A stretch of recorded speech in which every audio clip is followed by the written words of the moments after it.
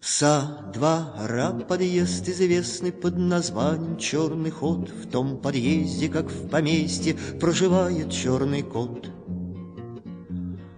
Он в усы усмешку прячет, темнота ему как щит. Все коты поют и плачут. Hello world, how are you? Welcome to New Books in Russia and Eurasia, part of the New Books Network. I'm your host, Sean Guillory. Every week we pick a new book on Russia or Eurasia and talk to the author. This week it's my pleasure to present you an interview with Arch Getty on his recent book, Yezhov, The Rise of Stalin's Iron Fist. Along with Stalin, Nikolai Yezhov, as the head of the NKVD, was personally responsible for the execution of almost 1 million Soviet citizens and the arrest, imprisonment, and exile of millions more in the Great Terror of 1937-38. Given his murderous stint as police chief, Yezhov has unsurprisingly been called a lot of things: a reptile, a malignant dwarf, and akin to a Moscow street urchin. However, until his unceremonious fall and subsequent arrest in April 1939, many thought of Yezhov as charming, courteous, honest, and a good party worker. It is this last quality, a good party worker, that stands at the center of Yezhov, The Rise of Stalin's Iron Fist. So without further delay, here's our interview with Professor Getty. Enjoy. Hello, Arch. How are you? Hi, Sean. Nice to hear from you. Well, welcome to New Books in Russian and Eurasian Studies. Thank you for taking the time to talk to us about your book, Yezhov, The Rise of Stalin's Iron Fist. My pleasure. Just to begin, tell us a bit about yourself and why you chose to specialize in the history of Stalinism and the Great Terror. Well, I don't know. I may be the only Russian historian that Oklahoma ever produced, although I wouldn't swear to it. But I grew up in Oklahoma and then went to college on the East Coast. My coming to Russian history was kind of an accident. I didn't get there, as many people do, through Russian literature or Russian culture. I got there entirely by scheduling accident of courses. I needed a course at 3 o'clock in the afternoon, and there was Russian history, and I was a history major, so I stumbled in there. And there was Alfred Reber, who absolutely hooked me from the first day. And even though I thought for a long time I wanted to be a French historian, once I got a taste of Russia, I never looked back. Some of it, I think, also had to do with the times. It was the 70s when I was in school. And it was a time of alternative politics. It was a time where socialism and communism and various isms were much more fashionable than they are now. It therefore had a bit of the exotic to it to study Russia. And it was just the fact, I think, that Russian history wasn't like anybody else's history. You know, I had grown up on Western European history, modern European history, and I was used to things like Renaissance and Reformation and Enlightenment and democracy, industrial revolution, representative government, all these things that are sort of the pegs of Western European history. And Russia didn't have any of those. The history there was just entirely different, and it therefore had an exotic quality to it, a quality that at the time I think we called funky. It was unusual and it was exotic, and it was a time of unusual exotic things, and I just got stuck. And why Stalin and why the terror? Well, I had always been interested in dictatorships in general. As you know, as a teenage boy, I read about Hitler and I read a little bit about Stalin. I was always interested in the idea of totalitarian or so-called totalitarian systems. And the more I read about Stalin's terror, the more I couldn't figure out a couple of things. First of all, how anybody could live through it. How someone could survive knowing that there could always be a knock on the door in the night. And secondly, and the question that sort of drove me to this book, what kind of person administers a terror? What kind of fellow signs on for this? And what does he think he's doing? It's kind of, you know, one of these questions where, you know, is this a nice guy who fell in with a bad crowd? Is this a monster from day one? It was just a question for me always. What kind of person could do this? So the writing about Yezhov, was this kind of the natural course of your work over the years? It kind of led to this point. Yeah, it was a natural course, and again, there was a lot of happenstance, a lot of luck, as there always is in anything having to do with Russia. I was working in the Soviet Party archives on questions of terror and violence, and then all of a sudden, one day, Yezhov's personal archive was declassified and available, and that was a bit of a dream come true, manna from heaven. And I dropped everything and dived into it because here was the chance, hopefully, to study kind of up close and personal what an administrator of terror was like. And who was this guy Yezhov? What does his life and career tell us about those Bolsheviks of his generation and the system that they were instrumental in creating? Well, he was a short guy. I'm not prepared to put a lot of credence on short guys being wound a little tight, but he was a little fellow. He had all the credentials that one would look for, I think, in a Bolshevik. He had been a worker in a factory, the Putilov factory, in fact, where the revolution began in 1917. Then he was a Red Guard in the Civil War. He was a provincial party leader in the 1920s. He was involved in agriculture and industry. In other words, his career touched some of the most important historical bases here. And I think a lot of who he was had to do with where he came from. Who he was somebody who came from a work environment at his factory, where one of the first things the workers did in March 1917 was lynch the foreman. This was his elementary school, a school of conflict, a school of violence, a school of settling scores. This had a lot to do with coming from the Russian working class. It had a lot to do with traditions of right and wrong, black and white, friend and foe. He was also a set of contradictions. He was, quite obviously, and could be, a vicious person who, with a stroke of a pen, could send even his own friends to the firing squad. At the same time, everybody liked him. He was fun at parties. He had a great baritone voice. Women found him charming and gallant. He played with children. He involved himself in charities. He was a really complicated figure, and it's one of the things that made him interesting to me. What amazes me about the story you tell, I mean, unlike other books that have been written on Yezhov, they focus on his time as the head of the secret police. But what you look at is his rise, and it's an incredibly rapid rise through the Soviet system. He moves from Kazan to Kyrgyzstan, and then by the middle of the 1920s, he finds his way to Moscow, where he gets a job in the party's personnel department. And then he's moved from agriculture in really short stints of time. I mean, he spent 6 months here, a year or two there. And then by 1934, he's appointed to the head of the Org Bureau, the party's organizational apparatus, and then the Central Control Commission, which deals with party discipline. And it's this position that places him in Stalin's inner circle. What enabled Yezhov to rise so rapidly through the ranks of the party and the state? Well, I think there are probably a lot of factors. As I mentioned before, people liked him. For one thing, he was a pleasant fellow. He didn't get on anybody's nerves. One never finds performance evaluations of him or letters of criticism which say, he's a bad person. But I think the main thing was he was efficient. He was literally a good party worker. Now, this is some people have said that Russians are generally not efficient people. And therefore, someone who does work 18 hours a day and make sure that there's follow through on everything and make sure that every decision is actually implemented, somebody like that is going to stand out.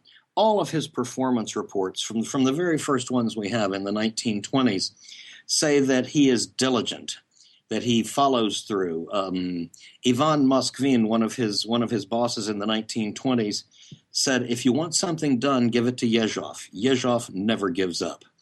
In other words, merit had a lot the him moving forward. He was an efficient guy.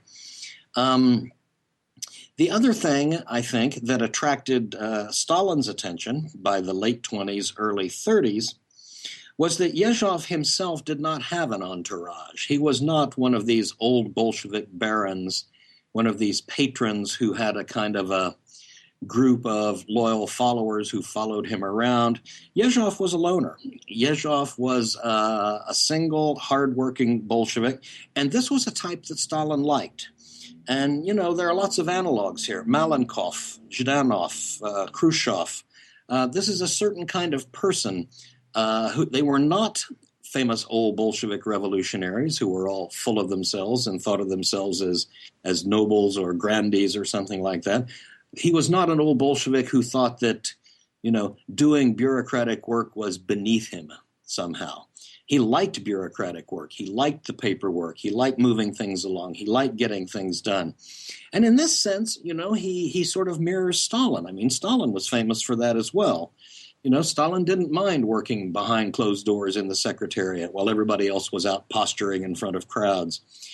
This kind of person, this young, diligent, efficient, loyal person who himself seems not to have any ambition, therefore is not assembling an entourage. This was somebody who Stalin found naturally attractive and someone who gravitated to Stalin's entourage. Mm-hmm. And one of the things you note is how he really mastered the way of presenting himself as a Bolshevik, not as an ambitious person, but as a Bolshevik, and mastering this language of although and the bureaucratic workings of the institutions.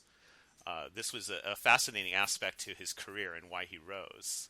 He was very, very good at this. I guess you would call it Bolshevik report writing or Bolshevik paperwork. There was a kind of a genre here that you had to learn. It was very important for Bolsheviks to be self-critical. That was part of the tradition. That was part of the etiquette. It was important for them not to shy away from problems or not to minimize difficulties. At the same time, though, every bureaucrat likes to emphasize things that do go right. Every Bolshevik, every bureaucrat likes to emphasize the things that they have done correctly.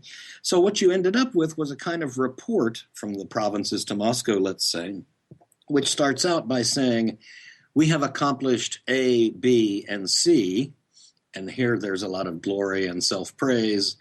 However, although we still have to do D, E, and F, which are terrible problems.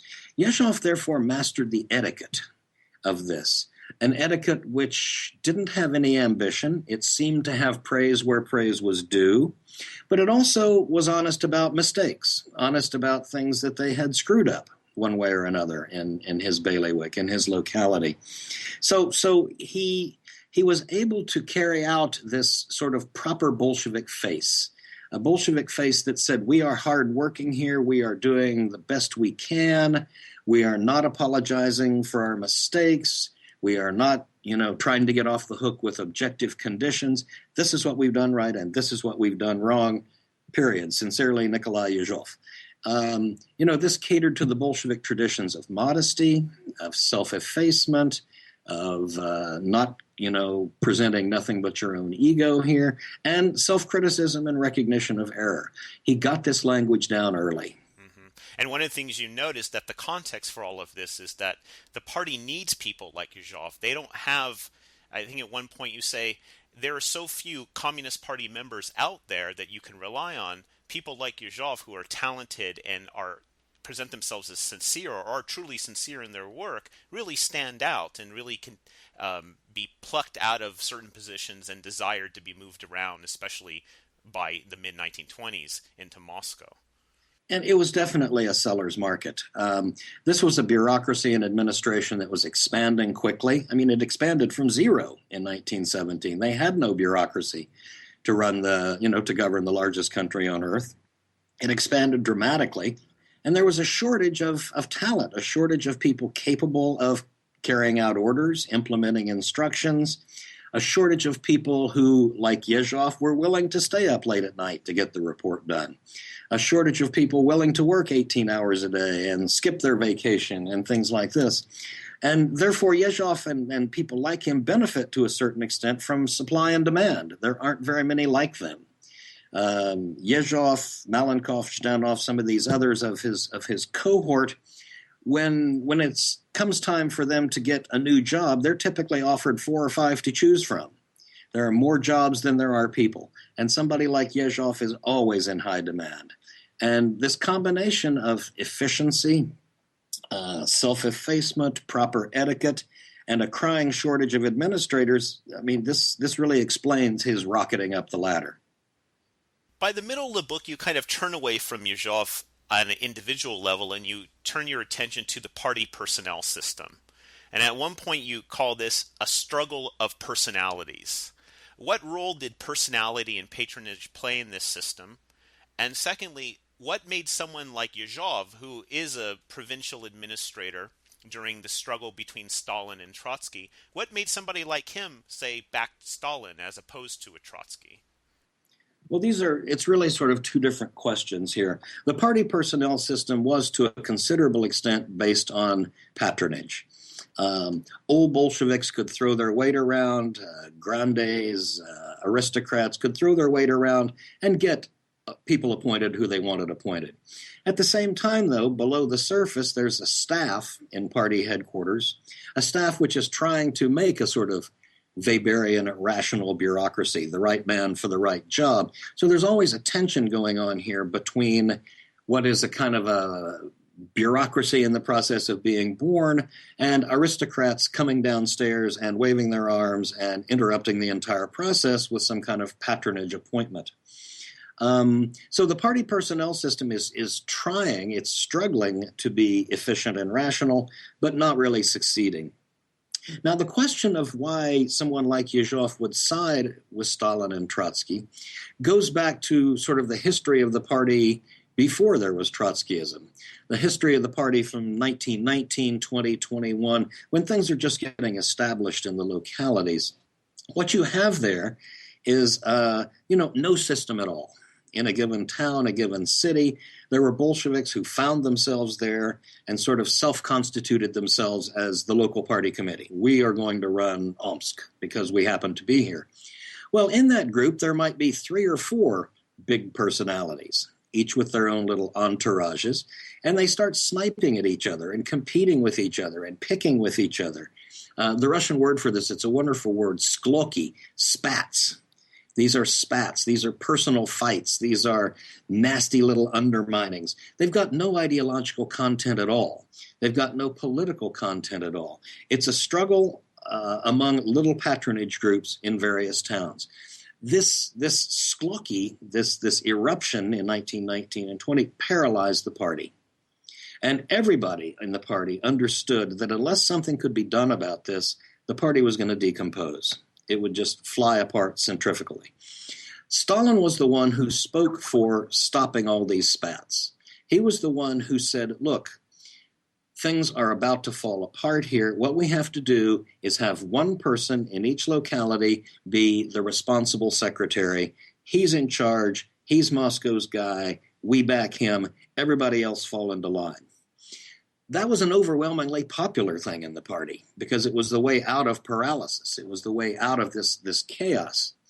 Therefore, when Trotsky comes along, or after him Zinoviev, or after him Bukharin, when oppositionists come along with purportedly ideological platforms, they're regarded by lower-level party workers like Yezhov as just the latest spat. Just the latest guy with personal ambition and an entourage trying to disrupt things. What leads people to Stalin is people who are sick and tired of disruption. And Trotsky is condemned. He loses locally, not because of his ideology, but because he's rocking the boat with personal ambition.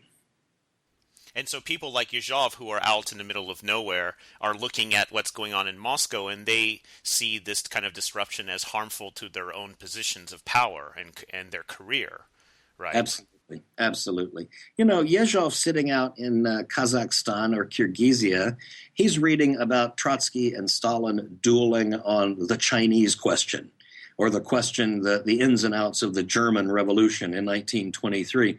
these hardworking young Bolsheviks out in the provinces are scratching their heads trying to figure out what all this is about. What it looks like to them is some new egotistical jerk moving in with an entourage and starting a new squabble for personal reasons. Mm-hmm. So in some ways, if you're looking at it from the provinces in, the ideological questions that a lot of historians have emphasized over the years as kind of principled and integral to the Bolshevik system, is something else. Those guys like Yezhov have a completely different interpretation of what's really going on. Completely different take on the thing. And, we focus on ideology because we're intellectuals. It's what we're used to. It's what we look for. But to the Yezhovs of the world, it's not clear at all that China or Germany had anything to do with real life. What had to do with real life was efficiency, keeping the party together, making the party somehow run in a reasonable sort of way. And people like Trotsky looked like troublemakers more than anything else. And, people like Yezhov were not stupid. They watched over the years how, as Trotsky lurched from the left to the right to the left, and Bukharin went from being a left Bolshevik to a right Bolshevik, and how Stalin went from left to right to left to right to left, all these big-time players are switching back and forth on the ideological spectrum. What the Yezhovs of the world notice is that every time somebody lurches from left to right, maybe for the best of reasons, he takes his entourage with him. That this is about entourage. This is about groupism, as it was called at the time. This was about clannishness. And the ideology seems much less important to the Yezhovs of the world than this groupism. Yezhov's career takes an important turn when Sergei Kirov is assassinated on December 1st, 1934. Stalin places him in charge of this investigation. Now, how did Yezhov conduct this investigation, and what were the results, and why did Stalin choose him in the first place? Well, Stalin gets this news that Kirov's been assassinated out of the blue. He has no idea who might have done it. He had no idea who might have helped him. It's quite natural in cases of assassinations like this to ask the question right away, where were the bodyguards? Where were the cops? How could this have happened? Were the cops incompetent? Were the cops in on it somehow?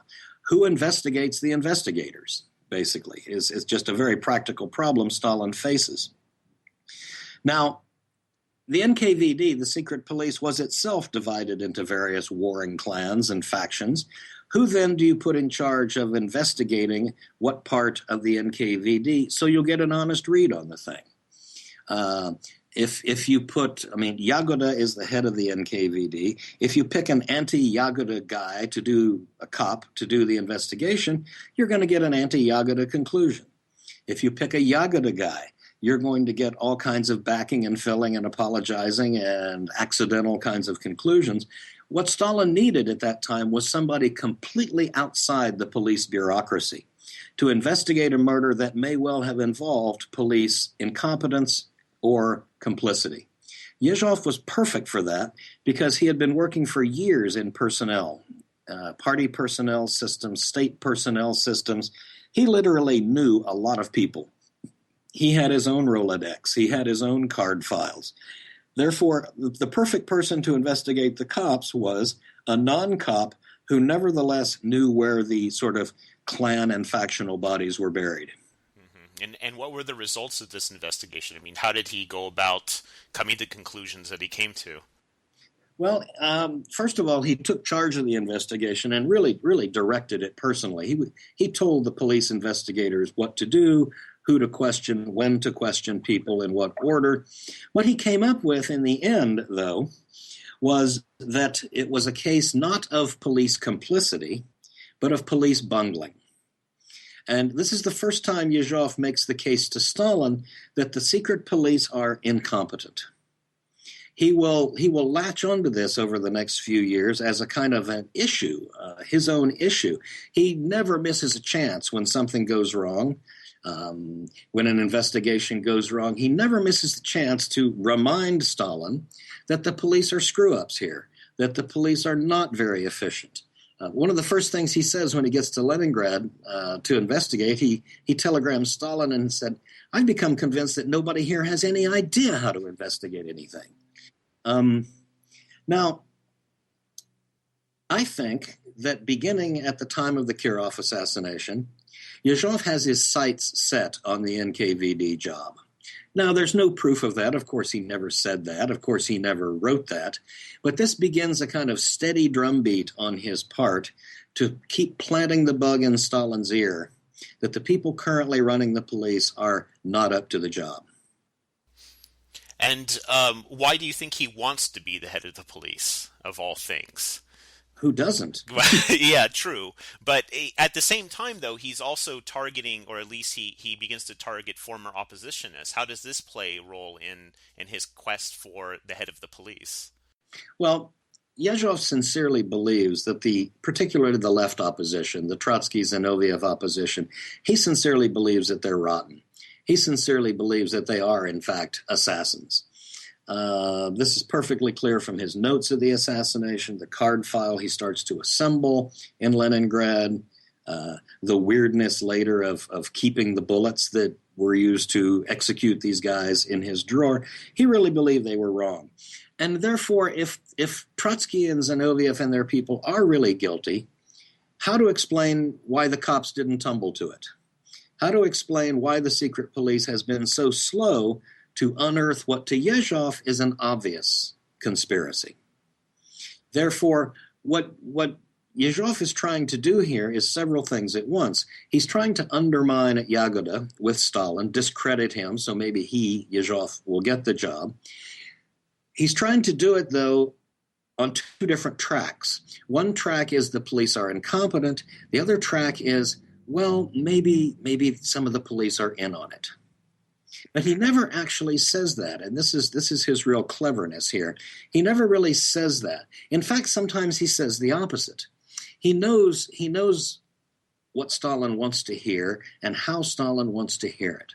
For example, if Yezhov wants to accuse Yagoda and the NKVD of complicity with Bukharin and the right-wing Bolsheviks, he does it by saying, well, we have some testimonies here that maybe the rights and lefts were in this together, but I personally don't believe it.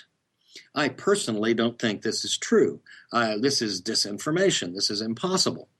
What he's done there is plant the bug in Stalin's ear while at the same time disassociating himself from it. He is very good at this kind of tactic, pretending to be doing one thing while in fact doing another. Mm-hmm. And okay, take this up to 1936. Now he's named head of the secret police. Shortly thereafter, the terror is unleashed, and the terror takes a variety of forms. Two main forms are former oppositionists are put on trial in a series of show trials, and the other is this mass operations of violence, of shooting by quota that occurs. What did Yezhov think of this, as best we know? What did he think of this political violence? And in your estimation, did he sincerely believe that the USSR was besieged by enemies? I think he did sincerely believe that in the elite, there was a huge segment of old Bolsheviks who were either actively conspiring against Stalin or would in the time of crisis. He seems to have genuinely believed that.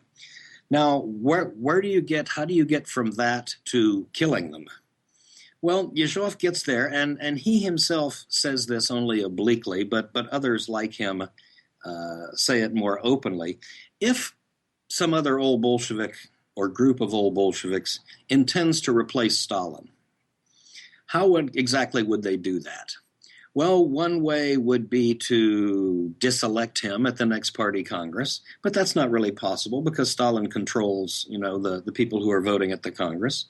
Therefore, if you want to remove Stalin, maybe for the best of motives, that doesn't matter. If you want to remove Stalin and you're a member of the elite, it's got to be some kind of palace coup. It's got to be some kind of, moving into the Kremlin, neutralizing Stalin and his guys, putting out some kind of cover story about, just like Salvador Allende, he valiantly died at his post. The point is, Yezhov and Stalin and the others in their circle understood that if anybody did replace Stalin, they couldn't leave Stalin alive. And they couldn't leave Stalin's lieutenants alive. Therefore, for the Yezhovs of the world, believing that there was a conspiracy out there, this was a gunfight, and they had to draw first. Mm-hmm. And how did this kind of mentality, where does this mentality come from? I mean, earlier in the book, you state this contrast between, or this development of a mentality of us versus them that's kind of concretized during the Civil War. Does this play a big role in Yezhov and people's like him worldview of the situation? It does, but I think as far as the elite or suspicions of the elite is concerned, I think it's much more important to understand who these guys were, who these old Bolsheviks were, who Trotsky and Bukharin and this whole generation. They were literally professional revolutionaries. That was their CV. That's what they had always done. They had no other skills, essentially, aside from maybe writing ideology or philosophy or something like that. Their métier, their job, was conspiracy, and it always had been. The assumption, therefore, that Yezhov shared with Stalin and everybody was that if I go to your house for dinner, we are going to talk about politics. And if we are friends and you are known to be an enemy of Stalin, that makes me an enemy of Stalin. How could it be otherwise? Because we don't know how to do anything but conspire with each other. So if you begin with this premise that the old Bolshevik revolutionaries, professional revolutionaries, are also professional conspirators, it becomes very easy to believe that somebody is up to something. And if somebody is up to something, surely his friends are up to it with him. Now, this kind of purge of the elite is very, very different than the mass operations in which, 750,000 peasants and people off the street were shot in 37 and 38. This particular terror, it seems, I've just written an article about this, seems to have been something that Yezhov and even Stalin were not particularly excited about. This is something that was advocated by the regional party secretaries as a tool of governance. Stalin had said as early as 1933, we're finished with mass operations. He said it routinely, and he said it as late as the beginning of 1937, as part of Yezhov's campaign against Yagoda. Yezhov says, mass operations are ridiculous. We need to target people, target enemies individually. Then, all of a sudden, they launch mass operations, but it's only after considerable political pressure from the provinces. The provinces are scared to death that they can't control the population without mass violence. And this is also in the context of the new constitution and their plans to actually go forward with democratic elections. Yeah, the Stalinists seem in 1937 to have seriously flirted with the idea of democratic elections for Soviets, not for the party, contested seats, more than one candidate for each job. The regional party leadership is horrified by all this because they know just how scary it is out there in Omsk and Tomsk and far places from Moscow. They don't want to give up the gun as an implement of rule. Stalin is trying to move not away from the gun, but toward more political measures of governance. And the mass operations, therefore, unlike the purge of the elite, was something that Stalin wasn't the first one to think of. He agreed to it, and Yezhov agreed to it, but only under considerable pressure from the provinces. Well, that leads actually into my next question is, and I guess Yezhov can be a symbol for others out there and their own kind of personal power and their efforts to exert influence on Stalin. How do we evaluate Yezhov as a powerful player in Stalin's government? Was he merely a tool, as some historians have argued, or did he have his own interests and influences, and how did he exercise these influences, and to what end? Part of our problem here, I think, is that we have a limited vocabulary for analyzing situations like this. We imagine, perhaps, that the Politburo should have been a kind of a debating society with all points of view in it, and you have leftists and you have rightists, and there's a free and open debate going on here about what they ought to do. That was never the case. in the Politburo. That's the exception rather than the rule. The Politburo had always been, from Lenin's time, a factional thing in which a majority controlled the discourse in the Politburo. That was the basis. Therefore, people like Yezhov or Khrushchev or Molotov or Malenkov, any of these Stalin lieutenants, they were not politicians who were able to challenge Stalin in the Politburo. On the other hand, it never occurred to them to do so. Why would they do so? Stalin, their careers, Molotov's career, Yezhov's career, they were tied to Stalin's success. They were team players because it was in their interest to do so. It was in their interest to be that way. At the same time, though, they were able to push their own agendas. They were good at this. They had to be good at this by, if not manipulating Stalin, at least telling him things in ways that they could secure a particular kind of result. You know, this is an old story. I mean, you can go all the way back to Roman times. You know, the clever slave who's able to influence the master. It's a really old story in politics. All of these guys knew what the boss liked to hear. They knew how he wanted to hear it, and they knew how to present things to him to make something that they wanted to come to pass much more likely. So they are not independent politicians, but nor are they slaves. It's something in between, and we really don't have a vocabulary for it, but we should, because this is the most common form of committee organization that there is. Right? Show me a cabinet anywhere in the world in which the prime minister appoints opponents. It just doesn't happen that way. Everybody is a team player in the Politburo, but that doesn't make them slaves. And then once somebody like when somebody like Yezhov gets to Moscow and he's in important positions of power, and then the head of the police, he also has an up on Stalin in a way because Stalin is dependent on Yezhov for information. Exactly. So he can control or shape the information in a way that it has a lot of impact on policy. Right, and Molotov had the same power in foreign affairs, and Kaganovich had the same power in transport. These were people whom Stalin had delegated vast areas of the bureaucracy to. And in that sense, he was considerably at their mercy for information and recommendations. We know that Stalin spent a lot of his time trying to establish alternate forms of communication in all these areas, whether through the police or control commissions or letters to the editor. Because, I mean, you're absolutely right here. If Kaganovich, for example, who's in charge of the entire transportation system, how could he be considered a slave? Insofar as everything Stalin knows or hears about transport comes to him from Kaganovich. Now, yes, Kaganovich is not going to go off on his own and build high-speed rail to Kiev or something like that, or do something Stalin doesn't want, but that doesn't mean that Kaganovich is powerless. In fact, quite the opposite. 1938. There is a purge of the purgers, and Yezhov is arrested. He's accused of a whole host of accusations of being a spy, etc., etc. What leads to his downfall, and how do you explain this eerie moment right before he's shot that he says that he'll die with Stalin on his lips? Well, I think to take the questions in reverse order, he was a Stalinist. He was a Stalinist. If you read his final statement to the court that convicted him, he believes that Stalin was right, but that Yezhov, had been done in by his enemies, who had blackened him in Stalin's eyes. The same way Yezhov had blackened other people, in Stalin's eyes. Same trick. He loves Stalin. He believes that Stalin is right. Stalin is a god. Stalin is the only hope of the country. And therefore, either Stalin has been misled, in my case, in Yezhov's case, or for some political reason I have to die, and that's okay too. There's no sense in Yezhov's mind that Stalin has made any mistakes or done anything wrong.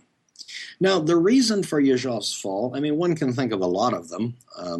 He knew too much, obviously, about what had happened in the previous 2 years. But on the other hand, his successor, Beria, lasted to the end of Stalin's days, and he knew too much too. The best that I was able to figure out was that Yezhov was becoming, by the second half, certainly by the fourth quarter of 1938, a neurotic drunk. He was drinking all the time, and it's not hard to see how his job would drive him to drink. I mean, no question about that. He is drinking a lot. He is babbling to all kinds of people about what's going on. He is having dinner parties in which he gets horribly drunk and talks out of school about what he's doing during the daytime. One of the evidences for this is that after Yezhov is arrested, everybody who he had ever invited over to his house was arrested. His wife was a literary editor.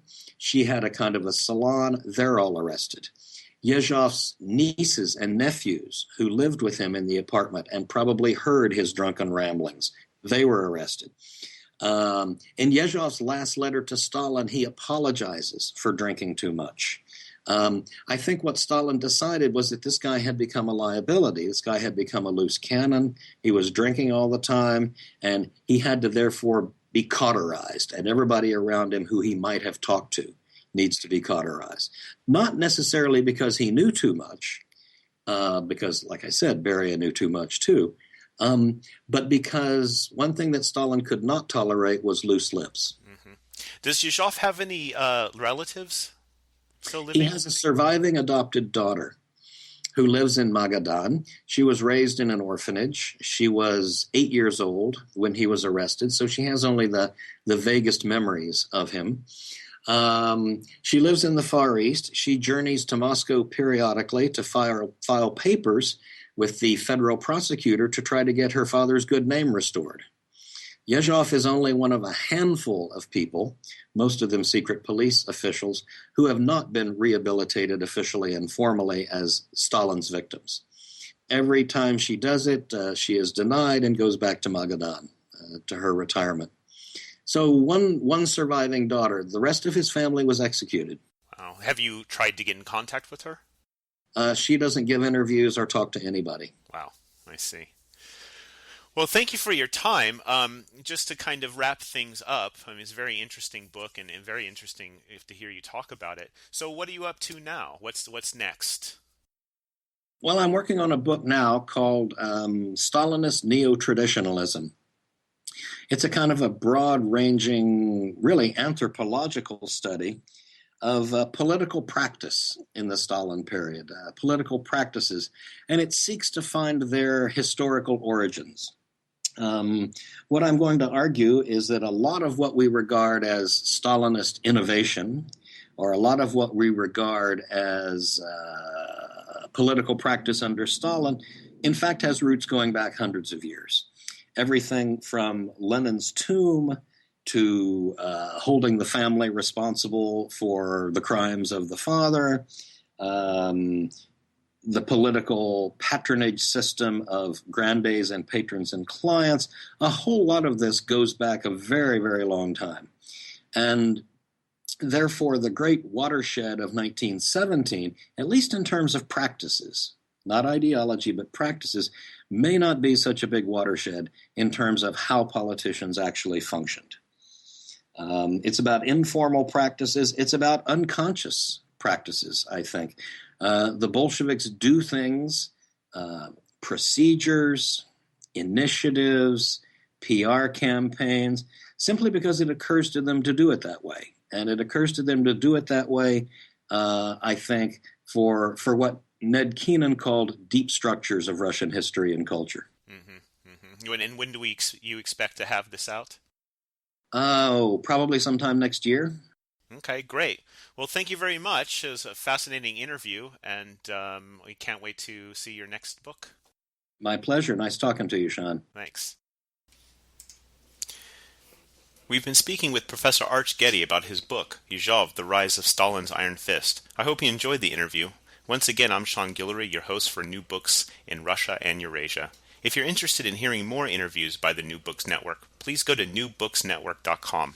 And be sure to tune in next week when New Books in Russia and Eurasia talks to Claudia Verhoeven about her fascinating book, The Odd Man Karakozov, Imperial Russia, Modernity, and the Birth of Terrorism. Until then, goodbye.